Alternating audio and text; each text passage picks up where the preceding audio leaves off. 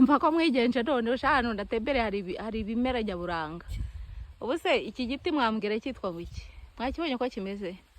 Ndi kumwe n'umuntu mukuru ngo kiramurusha imyaka. Gifite imyaka 100 kino giti. Muri ko kibona? Ngo 100 ishobora no kubirenga. Ariko giteye. Sha giteye neza hejuru kimeze ukuntu. Gifite uturabo twiza. Mwabibonye? Shebana. Mumbwire namwe koko mva ko mwigeje mutembere. Dore igiti mbonye mu Rwanda hose n'ubwa mbere nkibonye kimeze gutya. Mwakibonye? Ayayaye ibintu nyaburanga shaga biri ahantu. Ibintu nk'ibi rero biri na cyane bikuda kubi. Mwabibonye?